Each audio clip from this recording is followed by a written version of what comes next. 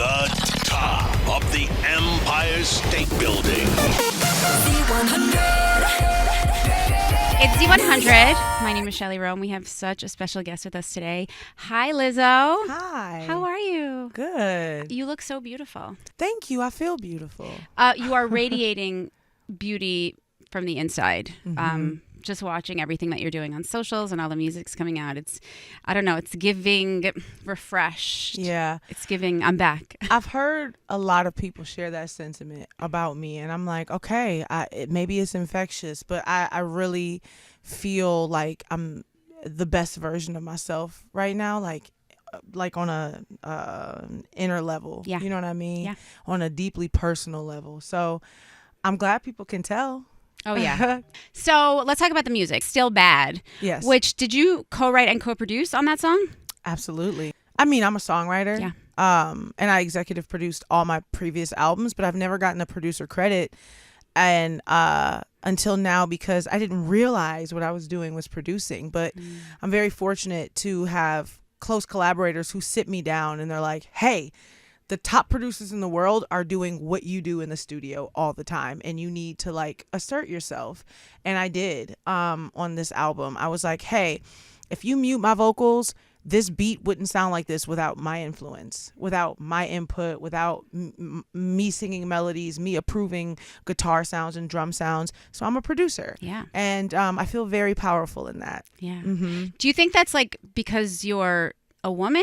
Do you think that's because you're an artist and, you know, they're going to try to, I don't know, not keep all the money or not spread the wealth? Like, why do you think that is? I do think that like it can be greedy sometimes if you're the artist and you're getting everything from like the song doing well, like let the producers share the points, because there is like in the industry side, people don't know this, but there's like points for songs and producers split it.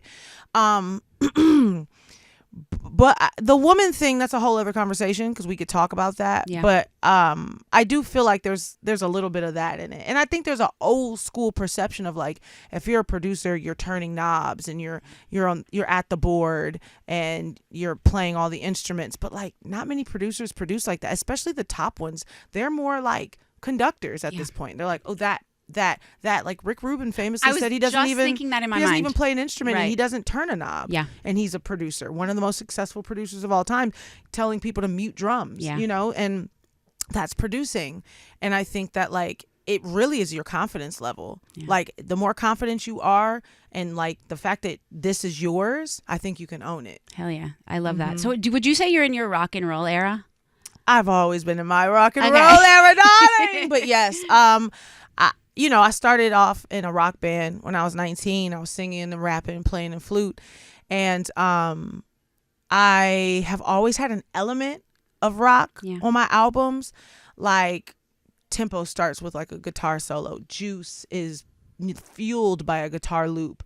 I got deep cut songs like Crybaby. About Damn Time is disco rock.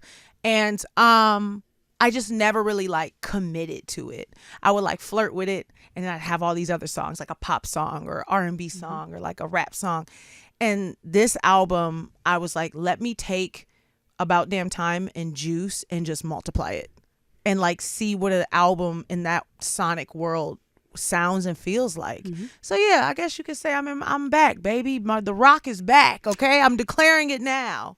Rock and roll is back, baby. Lizzo's ushering in the return of rock and roll. Hell yeah. So I guess my question is, you've been through a lot. You started talking about it, and I wonder, are we gonna learn more about what you've been through these past couple of years on the album? Like, what themes are you exploring? Absolutely. I wrote 1,000 songs. Sheesh. And some songs, not actually 1,000, but like maybe 200 or something. Wow. And some songs will never see the light of day because they are just too angry and too right. you know. But there are some songs that I wrote like in a really dark space that I typically wouldn't have let stay on the album, but I want my fans to hear it. Yeah. I want them to know what I was going through, what I was feeling, and I want to let them in on that. So yes, there are songs that are pretty on the nose about some of the things I went through. Lots of songs about loss, songs about betrayal, songs about depression. And then there's also songs just about how to get through that. And then there's also songs about being flirty and fun and finding you again. And I think people are going to love this album. Well, it's a turn pain into champagne summer. Period. Come on, declare it now. Okay, that's what it is. Song of the summer. Song of the summer. It's wonderful. It's such a good song, and I can't wait to hear the rest of the album. Do we have a release date? Do we know when it's coming out? Whoa. Hold your horses. Okay. Well, enjoy Still Bad and Love in Real Life. Love in Real Life, honey. Lizzo, thank you so much, Thank and good you for luck on having the me. rest of this journey. I appreciate you. Yeah. From the top of the Empire State Building. Z100.